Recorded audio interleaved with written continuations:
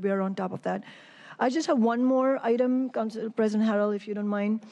I'm handing copies of a resolution that is unrelated to the budget, and we are all correctly focused on the budget, but I am passing this resolution in the hope that I can walk it on to today's full council agenda for a vote. Normally, I would, of course, wait until after the budget, but this is time sensitive, and I do not think that it would be controversial. All council members were contacted recently by Christopher Larson, who is an activist with the Urban League in Seattle. And for those who don't know, the Urban League is a community organization that especially focuses its efforts on rehabilitating those who have experienced incarceration, people of color that have experienced incarceration. And Christopher Larson is an example of somebody who people who were adopted as children from other countries, but do not have citizenship rights. And I will talk about the problem in a second, but just to explain the timing of it, Chris explained to us that this is National Adoption Month, and various cities are pushing for this resolution. I mean, this is in the federal jurisdiction. We can't actually change the law, but the cities can take a position on it. And other cities around the nation are using the National Adoption Month to pass a resolution in support of all adoptees from other countries getting citizenship rights. I know that City of Philadelphia has already passed such a resolution, and I know other cities are going to be doing that. And I really think that, especially given Seattle's position, that the strong position that we have taken against Trump's agenda, we have declared ourselves as a sanctuary city. I think we should be one of the cities that do it. He contacted, as I said, he contacted all offices last week. Ted Wardone from my office met him last Friday. We quickly tried to make sure that the language was drafted, and I thank the city's law department. We sent this to them last night, and they already by 9 a.m. they had approved it. So I really appreciate that quick turnaround. Just very quickly on the problem we're trying to address, or we want the federal government to address. So there were many adoptees, especially from Vietnam, from the so-called Operation.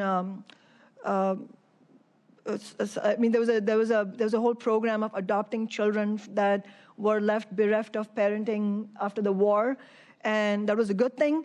But what's happened now since then is that a lot of the adoptees didn't have natural citizenship rights, and what we've heard from the people who worked on this issue is that the parents have always known that they need to get the naturalization papers for their adoptees.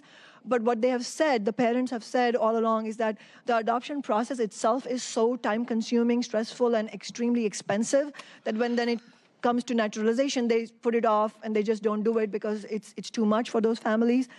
And this problem was highlighted earlier to the federal government. In 2001, Congress did pass a good law, an automatic citizenship law for adoptees from other countries. Unfortunately, it put in a loophole that it applied only for children who were born after 1983. So there's at least 35,000 children. I mean, they're grown-ups now, obviously, but they were born before 1983, and they fall into this loophole where they don't have citizenship rights. And Chris Larson's example is an especially poignant one because he, for various reasons, his life didn't go well in adulthood, and he ended up in prison. But the moment he ended up in prison, ICE came after, Homeland Security came after him because he's sort of in no man's land. And he then became personally very passionate about this issue.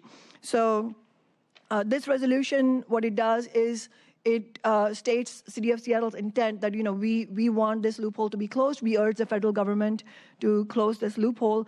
And I also wanted to let all council members know that we have not changed the language in any significant way. This is mostly the language that came to us from the activists in the Urban League, because they know the problem better than we do. So but we just made the Be It Resolved section very clear that the position that the City Council takes. We don't condone the deportation of individuals who are adopted into American homes, and that they should have every expectation that their citizenship matches that of their adoptive parents. So I really would appeal to the council to pass this resolution today so that we can be in solidarity with all the adoptees who are fighting for their citizenship rights. So I'm glad you took the time to give us a good explanation because it gave me time to read it. So this looks very promising, very exciting. Just a process question. So law has looked at it, has gone through the channels, central staffs are all good to go, so it's all prepped for today's adoption. Excellent. And an issue that I personally wasn't following, I do a lot of work with the adoptive community, so this is outstanding. Any comments on the resolution? Because if I don't hear any objections, this is going to be good to go this afternoon, and Councilmember Swann could explain to the viewing public why she's pushing this policy, so excellent. Okay, Councilmember Harris,